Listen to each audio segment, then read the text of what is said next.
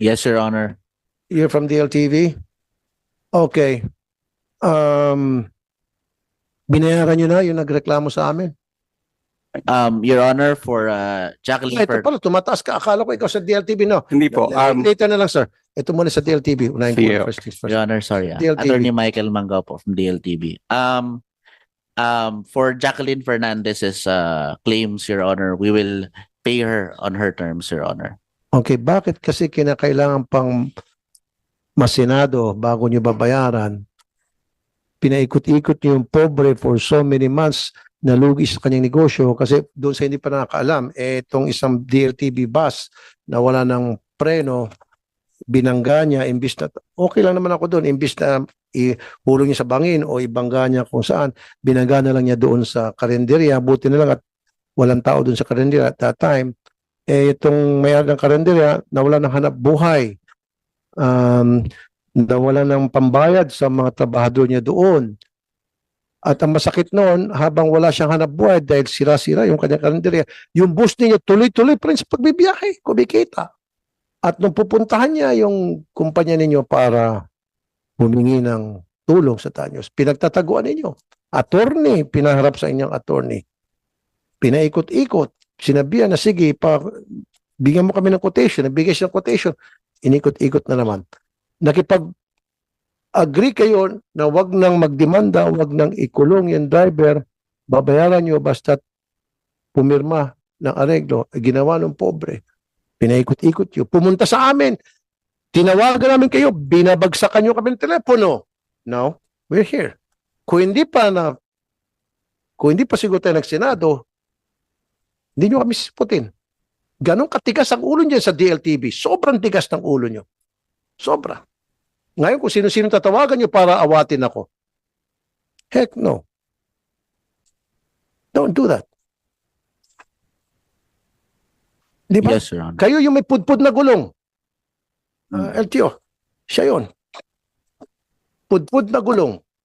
Na may pako pa yung gulong. O, bibiyahin nyo. Now, insurance.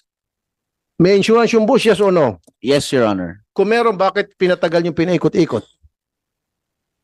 Your Honor. Kasi all you need to do kung may insurance, o ma'am, nabangga namin yung kalendarya, may tatawag sa inyo insurance adjuster.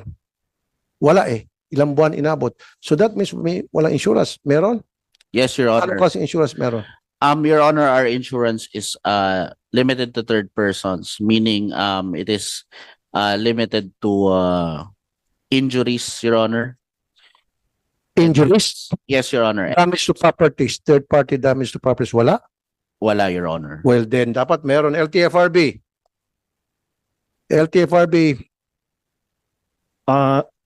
Your Honor, regarding po sa third party liability sa LTO po yun, Your Honor. Sa amin LTO. po sa LTFRB po ang nire-require naman po namin yung passenger insurance. Nasa yung LTO dito? Okay. Well then, dapat meron. Damage to property. Di ba?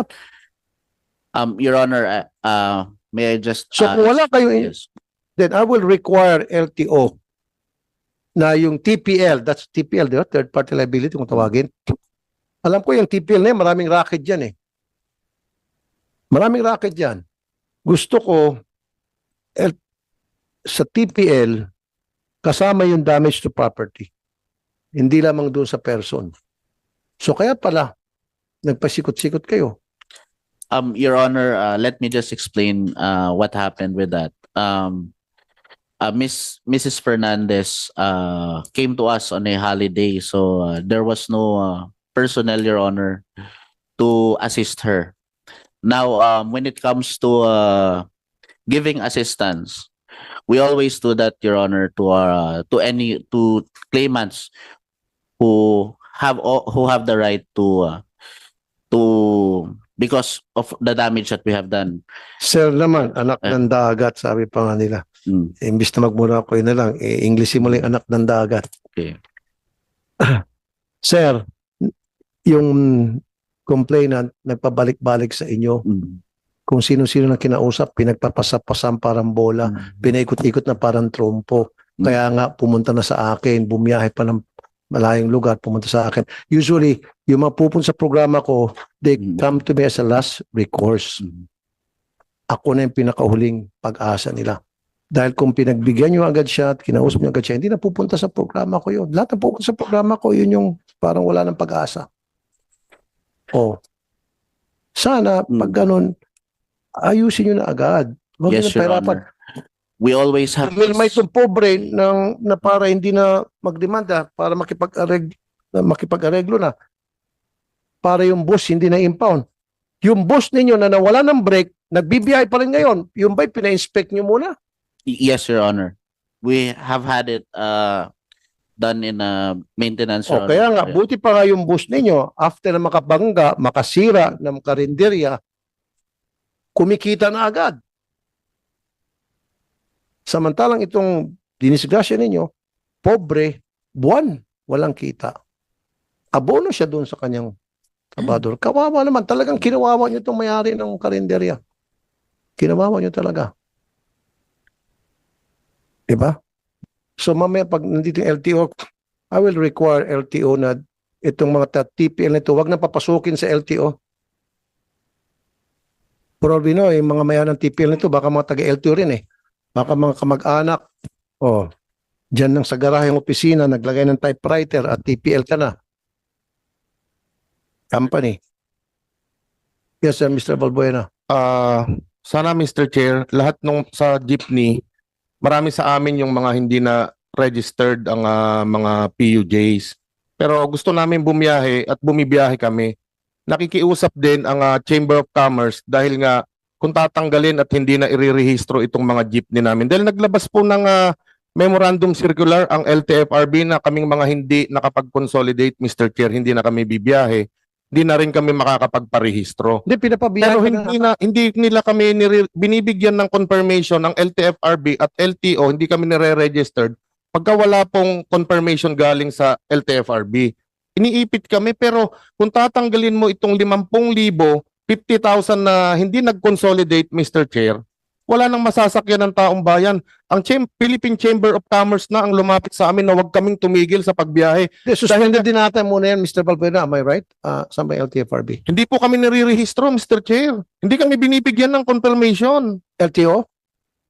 Mr. Chair, we cannot register if there's no confirmation. As Mr. Balbuena say, kung may confirmation from LTFRB, i-register po namin yun. Kasi Mr. Chair, ang guidelines na inilabas ng LTFRB, hindi kami pwedeng bigyan ng confirmation kung hindi kami magko-consolidate. Yun po ang sinasabi nila. Pero Pero diba, pinapayagan suspended din mo nila ng kami. consolidation? Pinapayagan kaming magbiyahe dahil sa kakulangan ng public Yes. transportation. Yes. Pinapakinabangan tayo, nagsiservisyo tayo sa taong bayan, pero ginigipit pa rin kami, Mr. Chair. Saan kami pupunta? Diba, Kasi kailangan tayo ng taong bayan. Yusek Ortega, di ba suspended muna yon?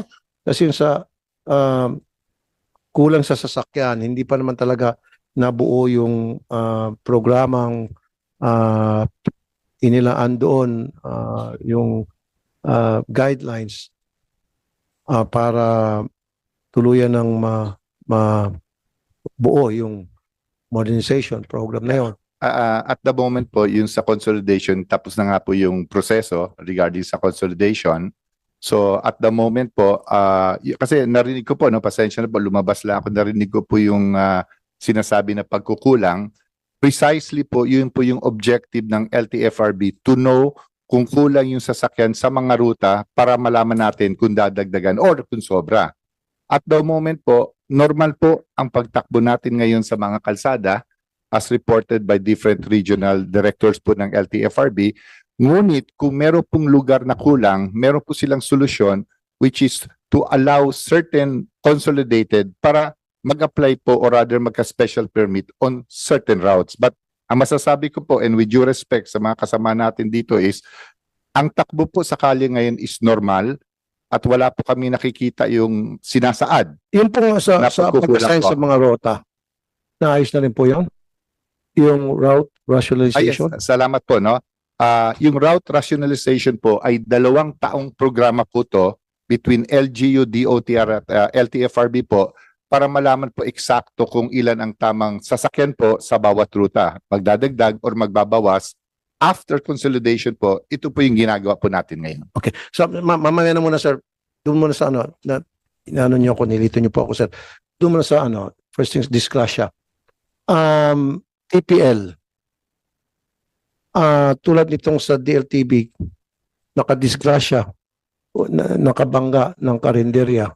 Doon pala sa TPL na binibili dyan sa tabi-tabi sa LTO, pang ano lang tao lang daw, injury sa tao. Pero kapag damage to property, hindi raw cover. Paano yan? Opo. Mr. Chair, yung kung ano yung coverage ng isang TPL is nakadepende lang po kami dun sa Insurance Commission kung ano po yung coverage na binili ng isang registered owner. Do not allow these people na nagtitin ng TPL na wala yung coverage doon na damage to property, yung dental Insurance Commission. Then nanduloko itong mga itong mga may-ari ng TPL. Opo. Make it a requirement na kasama sa coverage yung damage to property. We'll coordinate with the Insurance Commission, Mr. Chair. Di ba? Kaya pala may mga ambulansya, mga sasakyan na nakabangga ng kotse, walang pambayad. Walang pambayad. So useless tong TPL na ito. So kung yung isang bus nakabangga ng kotse, warak yung kotse at walang nasaktan doon sa loob ng kotse, hindi ba bayaran?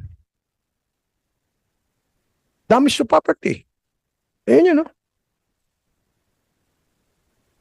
Ano ba, nasira yung kotse, hindi ba bayaran? O nasira yung karinderya, nasira yung bahay.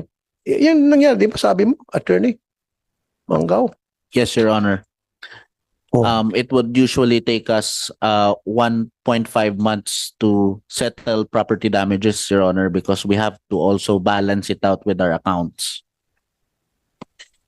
So paano to, Attorney Greg? We'll coordinate with the Insurance Commission, Mr. Chair, to increase yung coverage po ng TPL to include damage to properties. Exactly. So, yan na yung mga problemang nagsusulputan sa programa ko na yung bus na nakabangga ng kotse, nakabangga ng business establishment, ng bahay pa minsan.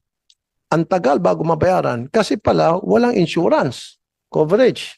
Kasi kung may insurance coverage yun, mababayaran agad-agad. So I want that to happen immediately, ASAP. Coordinate with Insurance Commission and then give me feedback in 5 working days, sir. Yes, Mr. Chair. So, anong klaseng inspection ginagawa natin to ensure na lahat ng mga buses ay may mga insurance?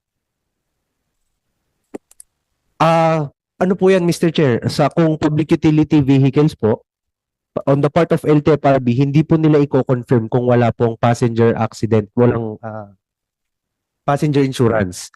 Pag na-confirm naman po sa amin, hindi rin naman po namin i-register kapag wala pong third-party insurance. So, hindi po mag-go yung registration kung walang electronically uploaded na confirmation and PPL. Okay, and then I'll take questions from them. Diba gumawa tayo ng inspection, nandun po kayo sir, kasama po kayo. Salamat again for the second time at sumama kayo sa amin. Na-inspect na ba yung mga bus para masiguro yung kanilang mga gulong ay hindi pudpod bago sila bumiyahe? Okay na ho ba yung mga kanilang mga fire extinguisher, yung mga fire exit kapag nag-disgrasya? Yung po ba, na-implement na yun? Yung na ho ba yung mga extra na mga patpat doon na upuan ng mga pasahero, na excess passenger, nag-overloaded? Mr. Chair, as regards po dun sa mga gulong, hindi lang po sa garage natin ini-inspect, hindi po sa mga roadside, flag down po natin sila, chine-check po natin yung mga gulong nila kung pudpud na. Kung pudpud na po yan, tinitikitan po yan, tapos yung mga pasahero po, hinahanapan po natin ng lilipatan para hindi na makapagpatuloy pa na sa pagbiyahe. As regards po dun sa requirements po na dun sa loob ng bus as a public utility, we are coordinating with the LTFRB, Mr. Chair, para po ma-mandatory na po nila yan na mailagay po nung mga public utility Yung mga